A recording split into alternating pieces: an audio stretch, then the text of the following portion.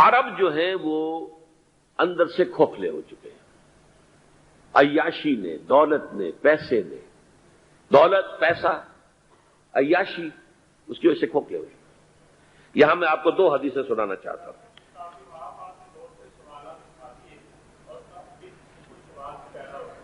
بہت سے ہو گئے، آپ اطمینان سے تشریف رکھیے۔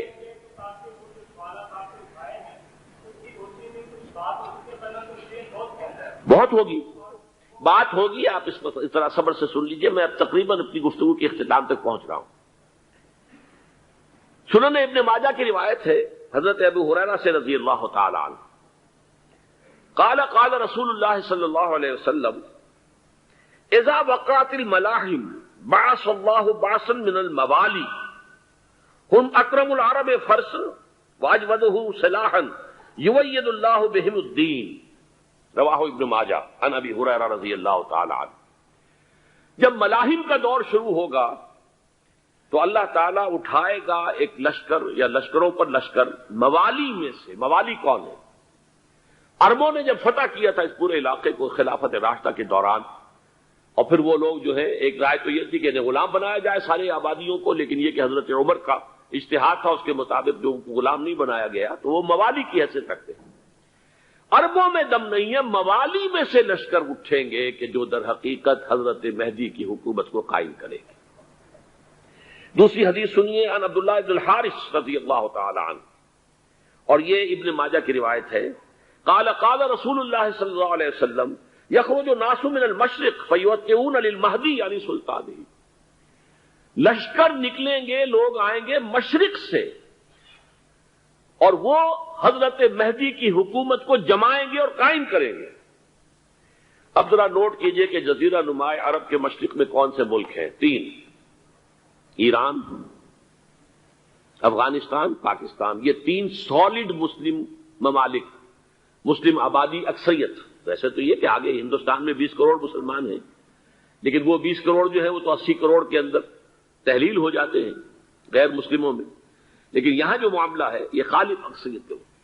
ان میں سے ایران کا معاملہ جہاں تک ہے، نمبر ایک یہ کہ وہ شیعہ عقائد کے حصار میں بند ہے، اس سے ادھر ادھر ہونا اس کے لیے ممکن نہیں۔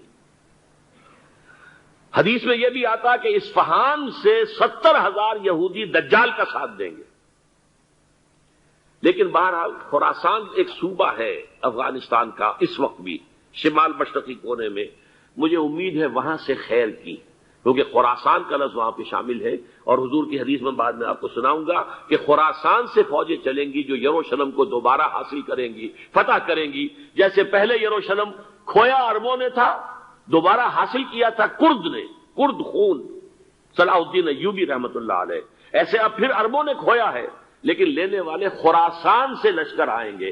یخرج من خراسان رایات سود لا یردھا شیء حتی تنصب بإیلیا، خراسان کے علاقے سے کالے علم لے کر لشکر چلیں گے جن کے رخ کو کوئی موڑ نہیں سکے گا جب تک کہ وہ جا کر یروشلم میں نصب نہ ہو جائے۔ اس کے بعد نام آتا ہے پاکستان کا۔ یہ ہے میری اور آپ کی داستان، اور یہ ہے سبب جس کی وجہ سے کہ میں آپ سے یہ گفتگو کر رہا ہوں۔ اصل میں تو کس لیے؟ محض ایک علمی استفادہ، محض اپنی بعض آراء کو ظاہر کرنے کا شوق نہیں، بلکہ یہ کہ اپنی ذمہ داری ہم پہچانیں کہ ہم کس مقام پر کھڑے ہیں۔ دیکھیے، اس پاکستان کے بارے میں یا ہندوستان کے بارے میں علامہ اقبال نے کہا تھا اپنے ترانہ ملی میں، میر عرب کو آئی ٹھنڈی ہوا جہاں سے، میرا وطن وہی ہے، میرا وطن وہی ہے۔ اور مجھے بتایا گیا کہ سنن ابی داؤد میں یہ روایت موجود ہے کہ حضور نے فرمایا کہ ہندوستان کی طرف سے مجھے ٹھنڈی ہوا آتی، اگرچہ مجھے وہ حدیث ابھی نہیں ملی ہے، لیکن حزب التحریر کا ایک کارڈ مجھے ملا تھا، تو اس میں اس حدیث کا اور اس میں ابو داؤد کا روایت کا حوالہ موجود تھا۔ لیکن میں جو چیز آپ کو بتا چکا ہوں وہ یہ کہ الف ثانی کا پورا تجدیدی کارنامہ اس ہندوستان کی سرزمین میں ہوا۔ مجدد الف ثانی شیخ احمد سرندی، شاہ ولی اللہ دہلوی، سید احمد بریلوی، وہ تو ہمارے پاکستان میں آ کر جو ہے ان کا خون جذب ہوا ارض پاکستان میں۔ پھر شیخ الہند مولانا محمود حسن۔ تحریک خلافت چلی تو صرف ہندوستان میں چلی اور کہیں نہیں چلی۔ آزادی کی تحریک چلی پوری دنیا میں، وہ نیشنلزم کی بنیاد پر چلی، ملے نیشنلزم، عرب نیشنلزم، ترک نیشنلزم، ہمارے ہاں چلی تو اسلام کے نام پر پاکستان کا مطلب کیا؟ لا الہ الا اللہ۔ پھر پاکستان قائم ہوا معجزے کے طور پر، بلکہ نازل ہوا ہے لیلۃ القدر میں، انا انزلناہ فی لیلۃ القدر، جیسے قرآن نازل ہوا لیلۃ القدر میں، یہ پاکستان بھی نازل ہوا لیلۃ القدر میں۔ اس کا برقرار رہنا ابھی تک معجزہ ہے۔ ہندو یہ سمجھتا تھا، کانگریس سمجھتی تھی کہ جھٹپٹ ختم ہو جائے گا۔ پھر یہ کہ اس کا قرارداد مقاصد کا پاس ہو جانا، مزید بھی اور اضافی دفعات دستور میں آ جانا، اب کمرشل انٹرسٹ کو ربا قرار دے کر حرام قرار دینا، یہ سارے لینڈ مارکس ہیں کہ جو اشارہ کر رہے ہیں کسی چیز کی طرف، معاملہ کدھر جا رہا ہے۔ پھر یہ کہ یہ جو 14ویں صدی کے مجدد تھے شیخ الہند، اس کے بعد سے کچھ ایسی شخصیتیں عظیم پیدا ہوئی ہیں ہند میں، جن کو میں سمجھتا ہوں کہ 14ویں صدی کے مجدد اور 15ویں صدی کے مجدد کے درمیان یہ 15ویں صدی کے مجدد کی راہ کو سیدھا کرنے والے، جیسے کہ حضرت یحییٰ نے کہا تھا میں تو آنے والے کا راستہ سیدھا کر رہا ہوں حضرت عیسیٰ کے لیے، ایسے ہی 15ویں صدی کے لیے امام مہدی کے لیے راستہ صاف کرنے والے سب سے پہلے علامہ اقبال، جنہوں نے اسلام کا تصور دین کی حیثیت سے دوبارہ زندہ کیا ہے، ورنہ اسلام ایک مذہب کی شکل اختیار کر چکا تھا۔ پھر مولانا مودودی، مولانا ابوالکلام آزاد حکومت الہیہ کے نعرے کے ساتھ میدان میں آئے۔ یہ اقبال نے جو تصور پیش کیا تھا اس پر عملی جد و جہد کے لیے حزب اللہ قائم ہوئی۔ نوٹ کر لیجئے 11 برس کا فرق ہے عمر کا علامہ اقبال کے اور ابوالکلام کے، اور 1913 میں جب حزب اللہ قائم کی ہے اس وقت علامہ اقبال کی ملی شاعری اپنے عروج کو پہنچ چکی تھی۔ پھر یہ کہ علامہ اقبال کے بعد تعمیل جو ہے اس کام کی وہ ابوالکلام نے کی، لیکن روایتی علماء کی شدید مخالفت کی وجہ سے وہ بددل ہو کر چھوڑ گئے، کانگریس میں شامل ہو گئے، بساط جو ہے حزب اللہ کی انہوں نے لپیٹ دی۔ پھر مولانا مودودی آئے، انہوں نے وہ ڈور جو ہے اس کا سرا تھاما، جماعت اسلامی قائم کی حکومت الہیہ ہی کے قیام کے لیے، اگرچہ میرے نزدیک یہ کہ وہ انتخابی اور ایک قومی سیاست کی ایک جماعت بن کر پاکستان میں جو ہے دلدل میں پھنس گئی ہے۔ اب ہم اس کی کوشش کر رہے ہیں، تنظیم اسلامی اور یہ تحریک خلافت جس کے تحت یہ جلسہ ہو رہا ہے، یہ ساری چیزیں وہ ہیں کہ آپ کو سوائے پاکستان کے اور کہیں نہیں ملیں گی پوری دنیا۔ معلوم ہوتا ہے کہ پاکستان کو بہت بڑا رول پلے کرنا ہے اس میں، اور اس کے ساتھ اب جمع کر لیجئے افغانستان کی عمارت افغانستان، اسلامی عمارت افغانستان قائم ہو چکی ہے۔ یہ پچھلے 20 سالوں میں جو کچھ وہاں ہوتا رہا ہے اس سے پہلے تصور نہیں ہو سکتا تھا۔ کابل جو ہے وہ تو جیسے پیرس کا تمدن تھا ویسے کابل کا تھا، وہی لباس، وہی سکرٹس۔ یہاں جب آئے تھے شاہ ظاہر شاہ سرکاری دورے پر تو ان کی جو ملکہ صاحبہ تھی ان کے ساتھ وہ سکرٹ میں ملبوس تھی۔ کابل جو ہے وہ بالکل ایک پیرس کی طرح کا شہر تھا۔ آج کابل جو ہے جا کر دیکھیے، علامہ اقبال کے فرزند بھی دیکھ کر آئے ہیں، تو اگرچہ وہ خود میں سمجھتا ہوں کہ خاصے انہیں آپ لبرل کہیں، آزاد خیال کہیں، لیکن اس درجے متاثر ہو کر آئے تھے کہ انہوں نے یہ کہا افغانستان میں جو میں نے حالات دیکھے ہیں کہ اگر 2-4 اور مسلمان ملکوں کے اندر یہ نظام قائم ہو جائے تو پوری دنیا مسلمان ہو جائے گی۔ یہ سب کچھ کیسے ہو رہا ہے؟ یہ آنے والے دور کی جھلکیاں ہیں۔ Coming events are casting their shadows before. یہ سب بتا رہے ہیں کہ پاکستان افغانستان کو مل کر اس میں کوئی عظیم رول پلے کرنا ہے، اور اس کے ضمن میں اب میں علامہ اقبال کے بارے میں آخری بات کہہ رہا ہوں۔ علامہ اقبال کے بارے میں عام یہ خیال ہے، انہوں نے اپنے خطبات میں مہدی کا اور نزول مسیح کا، حالانکہ میں کل پڑھ رہا تھا مولانا سعید احمد اکبر آبادی رحمۃ اللہ علیہ کا ایک مقالہ ان کا کہ علامہ اقبال نے ابن خلدون کے بارے میں یہ کہا ہے کہ مہدی کا اور نزول عیسیٰ کا دونوں کا انہوں نے انکار کیا ہے، حالانکہ ابن خلدون نے نزول عیسیٰ کا انکار نہیں کیا، صرف مہدی کا انکار کیا ہے۔ بہرحال علامہ اقبال نے خطبات میں انکار کیا ہے، لیکن یہ کہ اپنی شاعری کے اندر میں چیلنج کرتا ہوں کسی بڑے سے بڑے اقبال شناس کو، ان کا یہ شعر ذرا سنیے: خضر وقت از خلوت دشت حجاز آید بروں، کارواں زی وادی دور و دراز آید بروں۔ خضر وقت، امام وقت، رہنمائے وقت، قائد وقت، خلوت دشت حجاز، حجاز کی صحرا کی کسی خلوت گزینی سے نکل کر باہر آئیں گے۔ میں حیران ہوتا ہوں علامہ کے اس فکر پر اور اس مصرے پر۔ یہاں انہوں نے شیعہ اور سنی دونوں کے کانسیپٹ جمع کر دیے۔ شیعہ کا کانسیپٹ یہ چھپے ہوئے کسی غار میں وہاں سے برآمد ہوں گے، اور ہمارا کون سا، میں ام سلمہ رضی اللہ تعالیٰ عنہ کی حدیث سنا چکا، چھپے ہوئے ہوں گے وہ وہاں پر، مدینے سے نکل کر آ کر مکے میں چھپ جائیں گے.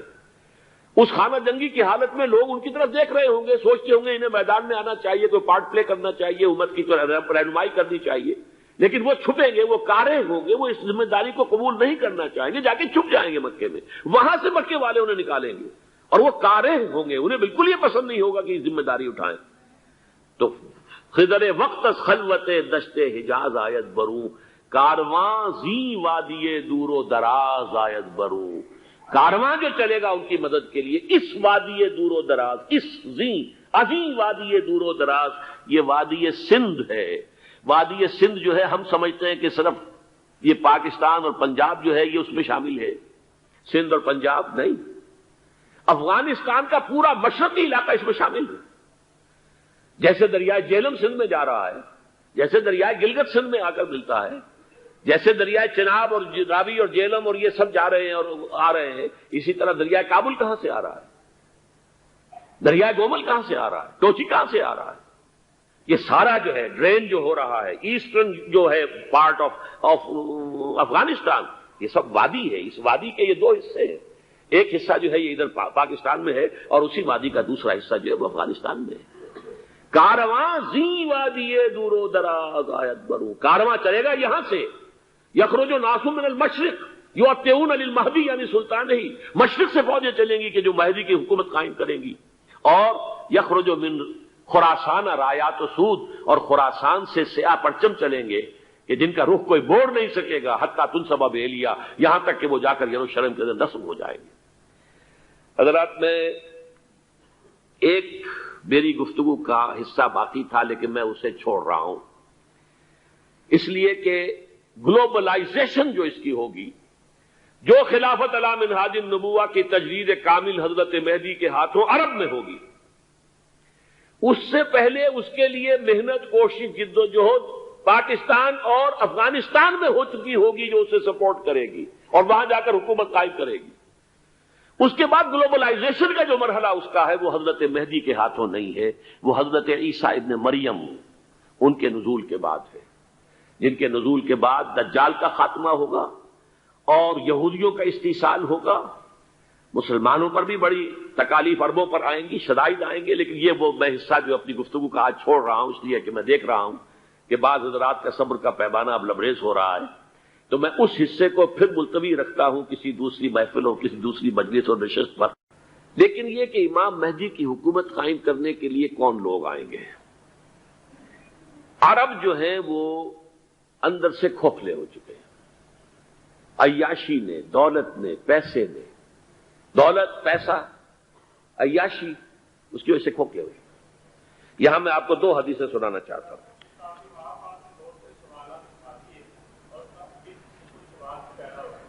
بہت سے ہوں گے، آپ اطمینان سے تشریف رکھیے.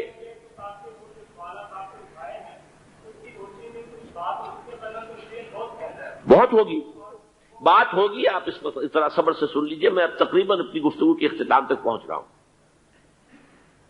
سنن ابن ماجہ کی روایت ہے حضرت ابو ہریرہ سے رضی اللہ تعالی عنہ، قال قال رسول اللہ صلی اللہ علیہ وسلم اذا وقعت الملاحم بعث اللہ بعثا من الموالی هم اکرم العرب فرسا واجودہ سلاحا یوید اللہ بہم الدین، رواہ ابن ماجہ عن ابی ہریرہ رضی اللہ تعالی عنہ. جب ملاحم کا دور شروع ہوگا تو اللہ تعالیٰ اٹھائے گا ایک لشکر یا لشکروں پر لشکر موالی میں سے. موالی کون ہے؟ عربوں نے جب فتح کیا تھا اس پورے علاقے کو خلافت راشدہ کے دوران، اور پھر وہ لوگ جو ہے، ایک رائے تو یہ تھی کہ انہیں غلام بنایا جائے سارے آبادیوں کو، لیکن یہ کہ حضرت عمر کا اجتہاد تھا، اس کے مطابق جو غلام نہیں بنایا گیا تو وہ موالی کی حیثیت رکھتے ہیں. عربوں میں دم نہیں ہے، موالی میں سے لشکر اٹھیں گے کہ جو در حقیقت حضرت مہدی کی حکومت کو قائم کرے گی. دوسری حدیث سنیے، عن عبداللہ بن الحارث رضی اللہ تعالی عنہ، اور یہ ابن ماجہ کی روایت ہے. قال قال رسول اللہ صلی اللہ علیہ وسلم یخرج الناس من المشرق فیوتئون للمہدی یعنی سلطانہ. لشکر نکلیں گے، لوگ آئیں گے مشرق سے اور وہ حضرت مہدی کی حکومت کو جمائیں گے اور قائم کریں گے. اب ذرا نوٹ کیجئے کہ جزیرہ نما عرب کے مشرق میں کون سے ملک ہیں؟ 3: ایران، افغانستان، پاکستان۔ یہ 3 سالڈ مسلم ممالک، مسلم آبادی اکثریت۔ ویسے تو یہ کہ آگے ہندوستان میں 20 کروڑ مسلمان ہیں، لیکن وہ 20 کروڑ جو ہے وہ تو 80 کروڑ کے اندر تحلیل ہو جاتے ہیں غیر مسلموں میں، لیکن یہاں جو معاملہ ہے یہ خالص اکثریت کے۔ ان میں سے ایران کا معاملہ جہاں تک ہے، نمبر 1 یہ کہ وہ شیعہ عقائد کے حصار میں بند ہے، اس سے ادھر ادھر ہونا اس کے لیے ممکن نہیں۔ حدیث میں یہ بھی آتا کہ اصفہان سے 70,000 یہودی دجال کا ساتھ دیں گے، لیکن بہرحال خراسان ایک صوبہ ہے افغانستان کا اس وقت بھی شمال مشرقی کونے میں، مجھے امید ہے وہاں سے خیر کی، کیونکہ خراسان کا لفظ وہاں پہ شامل ہے، اور حضور کی حدیث میں بعد میں آپ کو سناؤں گا کہ خراسان سے فوجیں چلیں گی جو یروشلم کو دوبارہ حاصل کریں گی، فتح کریں گی، جیسے پہلے یروشلم کھویا عربوں نے تھا، دوبارہ حاصل کیا تھا کرد خون صلاح الدین ایوبی رحمت اللہ علیہ، ایسے اب پھر عربوں نے کھویا ہے، لیکن لینے والے خراسان سے لشکر آئیں گے۔ یخرج من خراسان رایات سود لا یردھا شیء حتی تنصب بإیلیا، خراسان کے علاقے سے کالے علم لے کر لشکر چلیں گے جن کے رخ کو کوئی موڑ نہیں سکے گا جب تک کہ وہ جا کر یروشلم میں نصب نہ ہو جائے۔ اس کے بعد نام آتا ہے پاکستان کا۔ یہ ہے میری اور آپ کی داستان، اور یہ ہے سبب جس کی وجہ سے کہ میں آپ سے یہ گفتگو کر رہا ہوں۔ اصل میں تو کس لیے؟ محض ایک علمی استفادہ، محض اپنی بات آراء کو ظاہر کرنے کا شوق نہیں، بلکہ یہ کہ اپنی ذمہ داری ہم پہچانیں کہ ہم کس مقام پر کھڑے ہیں۔ دیکھیے، اس پاکستان کے بارے میں یا ہندوستان کے بارے میں علامہ اقبال نے کہا تھا اپنے ترانہ ملی میں، میر عرب کو آئی ٹھنڈی ہوا جہاں سے، میرا وطن وہی ہے، میرا وطن وہی ہے۔ اور مجھے بتایا گیا کہ سنن ابی داؤد میں یہ روایت موجود ہے کہ حضور نے فرمایا کہ ہندوستان کی طرف سے مجھے ٹھنڈی ہوا آتی، اگرچہ مجھے وہ حدیث ابھی نہیں ملی ہے، لیکن حزب التحریر کا ایک کارڈ مجھے ملا تھا، تو اس میں اس حدیث کا اور اس میں ابو داؤد کا روایت کا حوالہ موجود تھا۔ لیکن میں جو چیز آپ کو بتا چکا ہوں وہ یہ کہ الف ثانی کا پورا تجدیدی کارنامہ اس ہندوستان کی سرزمین میں ہوا۔ مجدد الف ثانی شیخ احمد سرندی، شاہ ولی اللہ دہلوی، سید احمد بریلوی، وہ تو ہمارے پاکستان میں آ کر جو ہے ان کا خون جذب ہوا ارض پاکستان میں۔ پھر شیخ الہند مولانا محمود حسن۔ تحریک خلافت چلی تو صرف ہندوستان میں چلی اور کہیں نہیں چلی۔ آزادی کی تحریک چلی پوری دنیا میں، وہ نیشنلزم کی بنیاد پر چلی، ملے نیشنلزم، عرب نیشنلزم، ترک نیشنلزم۔ ہمارے ہاں چلی تو اسلام کے نام پر پاکستان کا مطلب کیا؟ لا الہ الا اللہ۔ پھر پاکستان قائم ہوا معجزے کے طور پر، بلکہ نازل ہوا ہے لیلۃ القدر میں، انا انزلناہ فی لیلۃ القدر، جیسے قرآن نازل ہوا لیلۃ القدر میں، یہ پاکستان بھی نازل ہوا لیلۃ القدر میں۔ اس کا برقرار رہنا ابھی تک معجزہ ہے۔ ہندو یہ سمجھتا تھا، کانگریس سمجھتی تھی کہ جھٹپٹ ختم ہو جائے گا۔ پھر یہ کہ اس کا قرارداد مقاصد کا پاس ہو جانا، مزید بھی اور اضافی دفعات دستور میں آ جانا، اب کمرشل انٹرسٹ کو ربا قرار دے کر حرام قرار دینا، یہ سارے لینڈ مارکس ہیں کہ جو اشارہ کر رہے ہیں کسی چیز کی طرف، معاملہ کدھر جا رہا ہے۔ پھر یہ کہ یہ جو 14ویں صدی کے مجدد تھے شیخ الہند، اس کے بعد سے کچھ ایسی شخصیتیں عظیم پیدا ہوئی ہیں ہند میں، جن کو میں سمجھتا ہوں کہ 14ویں صدی کے مجدد اور 15ویں صدی کے مجدد کے درمیان یہ 15ویں صدی کے مجدد کی راہ کو سیدھا کرنے والے، جیسے کہ حضرت یحییٰ نے کہا تھا میں تو آنے والے کا راستہ سیدھا کر رہا ہوں حضرت عیسیٰ کے لیے، ایسے ہی 15ویں صدی کے لیے امام مہدی کے لیے راستہ صاف کرنے والے سب سے پہلے علامہ اقبال، جنہوں نے اسلام کا تصور دین کی حیثیت سے دوبارہ زندہ کیا ہے، ورنہ اسلام ایک مذہب کی شکل اختیار کر چکا تھا۔ پھر مولانا مودودی، مولانا ابوالکلام آزاد حکومت الہیہ کے نعرے کے ساتھ میدان میں آئے۔ یہ اقبال نے جو تصور پیش کیا تھا اس پر عملی جدوجہد کے لیے حزب اللہ قائم ہوئی۔ نوٹ کر لیجئے 11 برس کا فرق ہے عمر کا علامہ اقبال کے اور ابوالکلام کے، اور 1913 میں جب حزب اللہ قائم کی ہے اس وقت علامہ اقبال کی ملی شاعری اپنے عروج کو پہنچ چکی تھی۔ پھر یہ کہ علامہ اقبال کے بعد تعبیل جو ہے اس کام کی وہ ابوالکلام نے کی، لیکن روایتی علماء کی شدید مخالفت کی وجہ سے وہ بددل ہو کر چھوڑ گئے، کانگریس میں شامل ہو گئے، بساط جو ہے حزب اللہ کی انہوں نے لپیٹ دی۔ پھر مولانا مودودی آئے، انہوں نے وہ ڈور جو ہے اس کا سرا تھاما، جماعت اسلامی قائم کی حکومت الہیہ ہی کے قیام کے لیے، اگرچہ میرے نزدیک یہ کہ وہ انتخابی اور ایک قومی سیاست کی ایک جماعت بن کر پاکستان میں جو ہے دلدل میں پھنس گئی ہے۔ اب ہم اس کی کوشش کر رہے ہیں، تنظیم اسلامی اور یہ تحریک خلافت جس کے تحت یہ جلسہ ہو رہا ہے، یہ ساری چیزیں وہ ہیں کہ آپ کو سوائے پاکستان کے اور کہیں نہیں ملیں گی پوری دنیا۔ معلوم ہوتا ہے کہ پاکستان کو بہت بڑا رول پلے کرنا ہے اس میں، اور اس کے ساتھ اب جمع کر لیجئے افغانستان کی عمارت افغانستان، اسلامی عمارت افغانستان قائم ہو چکی ہے۔ یہ پچھلے 20 سالوں میں جو کچھ وہاں ہوتا رہا ہے اس سے پہلے تصور نہیں ہو سکتا تھا۔ کابل جو ہے وہ تو جیسے پیرس کا تمدن تھا ویسے کابل کا تھا، وہی لباس، وہی سکرٹس۔ یہاں جب آئے تھے شاہ ظاہر شاہ سرکاری دورے پر تو ان کی جو ملکہ صاحبہ تھی ان کے ساتھ وہ سکرٹ میں ملبوس تھی۔ کابل جو ہے وہ بالکل ایک پیرس کی طرح کا شہر تھا۔ آج کابل جو ہے جا کر دیکھیے، علامہ اقبال کے فرزند بھی دیکھ کر آئے ہیں، تو اگرچہ وہ خود میں سمجھتا ہوں کہ خاصے انہیں آپ لبرل کہیں، آزاد خیال کہیں، لیکن اس درجے متاثر ہو کر آئے تھے کہ انہوں نے یہ کہا افغانستان میں جو میں نے حالات دیکھے ہیں کہ اگر 2-4 اور مسلمان ملکوں کے اندر یہ نظام قائم ہو جائے تو پوری دنیا مسلمان ہو جائے گی۔ یہ سب کچھ کیسے ہو رہا ہے؟ یہ آنے والے دور کی جھلکیاں ہیں۔ Coming events are casting their shadows before. یہ سب بتا رہے ہیں کہ پاکستان افغانستان کو مل کر اس میں کوئی عظیم رول پلے کرنا ہے۔ اور اس کے ضمن میں اب میں علامہ اقبال کے بارے میں آخری بات کہہ رہا ہوں۔